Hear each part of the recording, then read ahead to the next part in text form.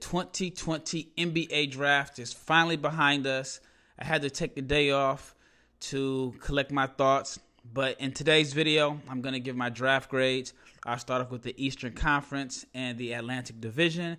But before I get started, if you're not subscribed to the channel, please subscribe, hit the like button, share, comment. Thanks for all the new subscribers. Thanks for everybody that has been supporting the channel throughout this 2020 NBA draft process. I promise 2021 is going to be bigger and better, but let's get right into it. All right, the first team I want to discuss is the Boston Celtics. And I'll be honest, I was not impressed with Boston's draft. I thought that they were going to move up. They had 3 first-round picks. I thought they should be able to package the picks and at least address their need for a big, which as of now, they haven't. They still could make a move. They still could end up doing like a sign and trade with Gordon Hayward, but they did not address their need for size. I thought that there were some guys that they could have drafted maybe at 14 or 16. I don't know. I just felt like there was something they could have done. But I thought they made a good choice at number 14 for Aaron Nesmith. He's a sniper. I mean, wing shooting is so valuable. He shot over 50% from 3. He is coming off a foot injury, but he could be a possible replacement for Gordon Hayward, who opted out of his contract, who could also still re-sign with Boston, but the way it seems, he's looking to move elsewhere. So Nesmith as a replacement for Hayward on the wing, I'm not mad at that pick. But let's discuss pick number 26, Payton Pritchard. I personally did not have Payton Pritchard with a first-round grade. I thought he was a second-round pick. I actually had him going 20 spots lower, number 46, to the Portland Trail Blazers. I guess on one hand, you can say it makes a little sense because they knew that they weren't going to bring Brad Wanamaker back. So Pritchard is probably going to, well, possibly be their backup point guard. He's going to have to compete for that spot because I feel like Boston has quite a few good young guards on the roster, but Pritchard probably gets a higher priority since they drafted him at number 26. He's a good shooter. He's competitive. He led the Pac-12 in assists, and he should be able to provide some depth there. But I felt like at 26, they could have, again, got a big or addressed some needs or packaged this. And then number 47 was shocking to me, even though I really, really like Madar, the Israeli Patrick Beverly. I like him a lot. But this backup point guard spot for Boston is crowded. I mean, if you look at their roster, as of now, you got Payton Pritchard, you got Madar, you have Tremont Waters, you got Carson Edwards. You have a lot of guards that compete for the second and third point guard spot.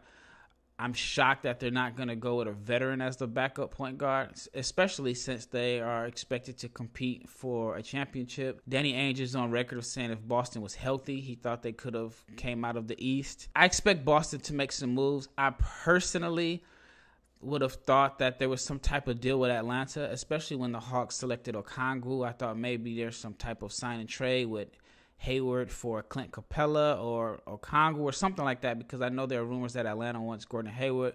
It's still early, but as of right now, it's still early in the process. I mean, we don't know what can happen in free agency. Trades can still be made, but as of right now, I'm giving the Boston Celtics a C for this draft. The next team is the Brooklyn Nets. Only one pick, and it is Reggie Perry from Mississippi State. I thought Perry was going to go a little bit higher.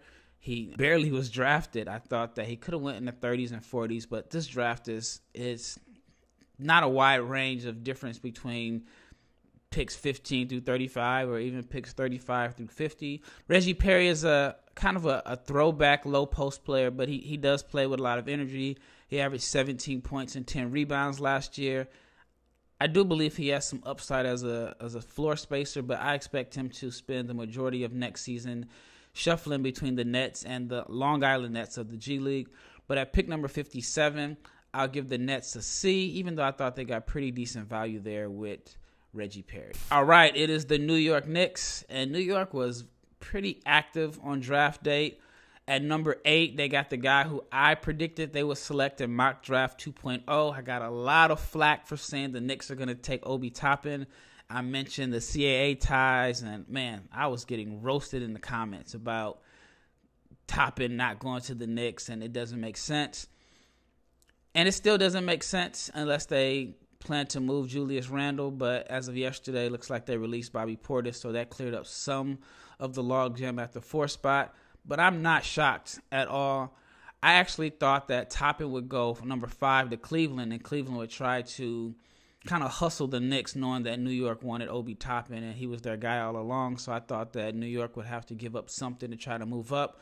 But it ended up working out in New York's favor. They didn't give up any assets. They got Obi Toppin, who is NBA ready, at least on the offensive end of the floor. He should be able to come in and contribute right away.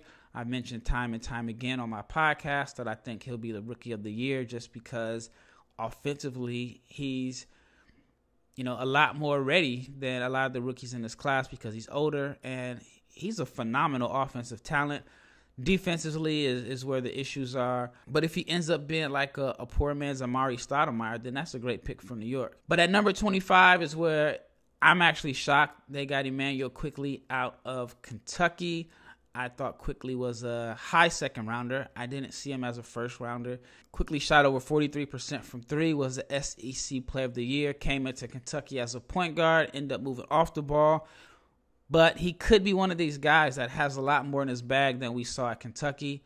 Like I said, I personally didn't see him as a first-round pick, but he went number 25.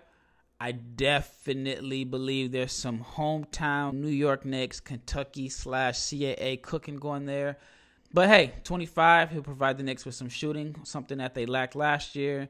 And it could be a pick that we end up talking about later on as a steal because, again, he may have more to his game than he was able to show at Kentucky. But overall, I'll give the Knicks a C+. I give them a C+ because I felt like they did not really address their need at point guard.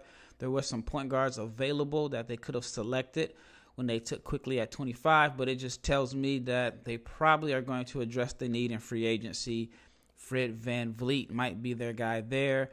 If they don't get VanVleet, then I don't know what direction they're going to go in, but I'll give the Knicks a C+.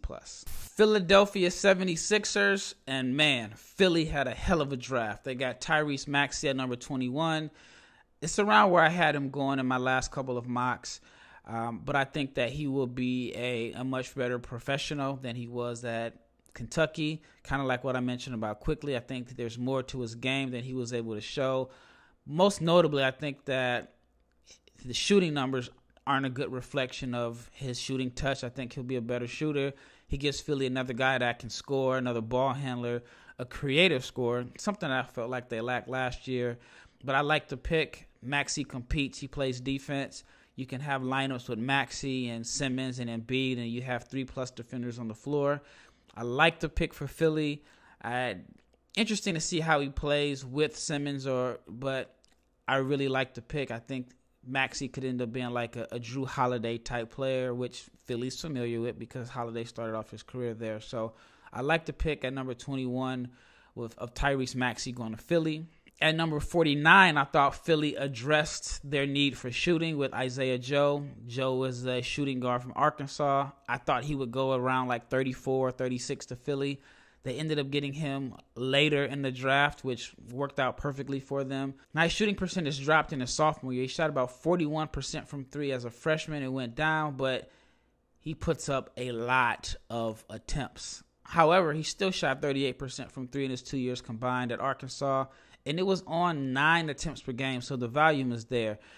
But he's an excellent shooter, especially on movement plays. I think that he's a guy that Philly be able to run some action plays, and he'll be able to create some looks for others because teams are going to have to pay attention to him and his movement off the ball. I really like that pick for Philly at number 49 and Isaiah Joe.